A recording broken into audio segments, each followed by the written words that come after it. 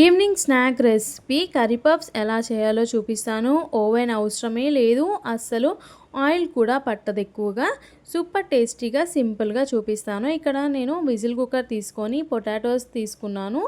పావు KG potatoes తీసుకొని అవి మధ్యలో కట్ చేసి వేసేసి ఒక్కసారి వాష్ చేసిన తర్వాత పొటాటోస్ మునిగేంత వరకు వాటర్ అనేది వేసేసి ఒక 2 విజిల్స్ వచ్చే వరకు మీడియం ఫ్లేమ్లో పెట్టుకొని ఉడికించుకుంటానన్నమాట. అంతలోపు మనం పిండి కూడా రెడీ చేసుకొని పెట్టుకున్నాము. ఒక బౌల్ తీసుకొని ఒక బౌల్ నిండా మైదా పిండి అయితే తీసుకున్నాను. రుచికి తగ్గట్టుగా సాల్ట్ అనేది మనం ఇక్కడ యాడ్ చేసేసుకోవాలి. అలాగే కొద్దిగా ఆయిల్ కూడా యాడ్ చేసుకొని ఒకసారి మిక్స్ చేసేసి కొద్దిగా వాటర్ యాడ్ చేస్తూ ఈ పిండి మిశ్రమాన్ని మనం కొంచెం గట్టిగా రెడీ చేసుకొని పెట్టుకోవాలన్నమాట. సేమ్ చపాతీ పిండి లాగానే కానీ కొంచెం గట్టిగా తట్టుకొని పెట్టుకుంటే అది నానే వరకు మనకి మెత్తగా అవుతుందన్నమాట. ఇలా పిండి రెడీ చేసిన తర్వాత కొద్దిగా ఆయిల్ అప్లై చేసేసి ఒక బౌల్ పెట్టేస్తే ఒక 15 మినిట్స్ వరకు అలా ఉంచేస్తే మనకి పిండి అనేది నానుతుంది. ఇప్పుడు మనం పఫ్స్కి సైడ్స్ క్లోజ్ చేయాలి కదా, దానికోసం ఒక బౌల్ తీసుకొని ఒక 2 టేబుల్ స్పూన్స్ మైదా వేసి వాటర్ వేసి ఇలా రెడీ చేసుకోవాలి. అంతలోపు మనకి ఆలు కూడా ఉడికిపోయింది. ఆలు ఉడికిపోయిన తర్వాత ఇది ఒక ప్లేట్లోకి తీసేసుకొని పొట్టు తీసి రెడీ పెట్టుకున్నాను. కర్రీ కోసం స్టవ్ వెలిగించి పాన్ అనేది పెట్టేసి ఇక్కడ తగినంత ఆయిల్ అనేది యాడ్ చేసేసుకోవాలన్నమాట. 1/2 టేబుల్ స్పూన్ జీలకర్ర, సన్నగా కట్ చేసుకున్న 1/2 కప్ పచ్చిమిర్చి, ఒక పెద్ద కప్ సన్నగా కట్ చేసుకున్న ఆనియన్స్, 1/2 టేబుల్ స్పూన్ పసుపు, ఆనియన్స్ తొందరగా వేగడానికి 1/2 టేబుల్ స్పూన్ ఉప్పు కూడా యాడ్ చేస్తున్నాను. యాడ్ చేసేసి ఇవన్నీ మంచిగా వేగాలన్నమాట. ఇలా మంచిగా ఫ్రై అయిన తర్వాత మనం పొటాటోస్ పొట్టు తీసి పెట్టుకున్నాం కదా, ఆ పొటాటోస్ని స్మాష్ చేసుకుంటూ దీంట్లో మనం యాడ్ చేసేసుకోవాలి. స్మాష్ చేయడం ద్వారా పొటాటోస్ అనేవి స్టఫింగ్కి మంచిగా వస్తుందన్నమాట. అలాగే ఒక చిన్న సైజ్ హాఫ్ లెమన్ అయితే యూజ్ చేశాను. అలాగే ఇది ఒకసారి మంచిగా మిక్స్ చేసుకున్న తర్వాత మనం ఇక్కడ ధనియాల పొడి కూడా యాడ్ చేస్తున్నాను. ధనియాల పొడి యాడ్ చేసిన తర్వాత ఒక కప్ సన్నగా కట్ చేసుకున్న కొత్తిమీర కూడా యాడ్ చేసేస్తే ఇది స్టఫింగ్ అనేది రెడీ అయింది. ఇక్కడ మనకు పిండి కూడా నానిపోయింది మంచిగా.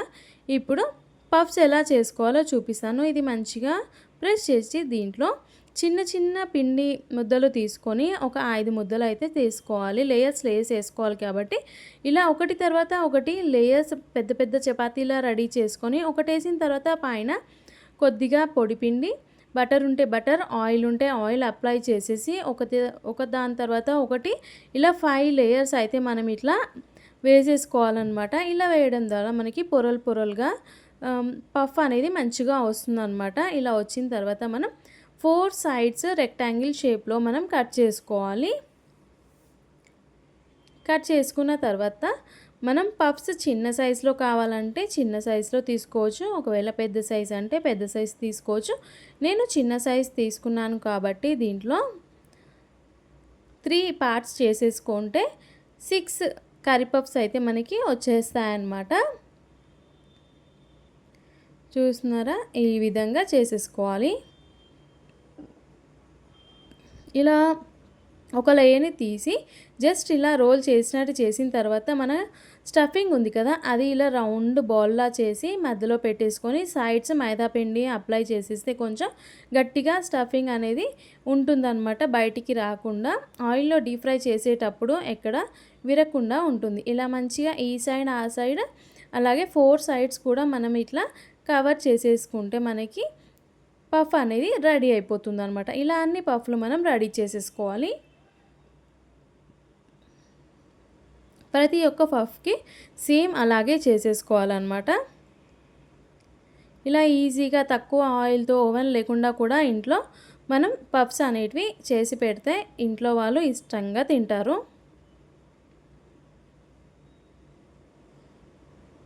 చూసినారా, మనకి పఫ్స్ అనేటివి అన్నీ రెడీ చేసి పెట్టేశాను అనమాట నేను ఈ విధంగా. ఇప్పుడు ఆయిల్లో డీప్ ఫ్రై చేసుకున్నాము. ఆయిల్ కూడా హీట్ ఎక్కిపోయింది. మీడియం ఫ్లేమ్లో ఆయిల్ అనేది పెట్టేసుకొని మనం పఫ్స్ అనేటివి ఆయిల్లో డీప్ ఫ్రై చేయాలన్నమాట. మీడియం ఫ్లేమ్లో పెట్టుకొని వీటిని వేయించుకోవాలి. అలా అయితేనే మనకి కొంచెం లోపల కూడా మంచిగా గోలుతుంది పఫ్ అనేది. ఆయిల్ కూడా ఎక్కువగా పట్టదు, మంచిగా లేయర్గా వస్తుంది. సూపర్ టేస్టీగా కూడా ఉంటాయన్నమాట. ఒకవేళ ట్రయాంగిల్ షేప్లో కావాలంటే కూడా ట్రయాంగిల్ షేప్లో కూడా మనం పఫ్స్ అనేటివి చేసుకోవచ్చు.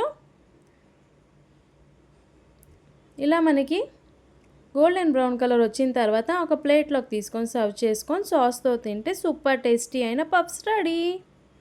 మీరు నా వీడియో చూసినందుకు చాలా థ్యాంక్స్. మళ్ళీ ఒక కొత్త రెసిపీతో మీ ముందు ఉంటాను. అంతవరకు నేను మీ ఆహా కుకింగ్ విత్ రోజా.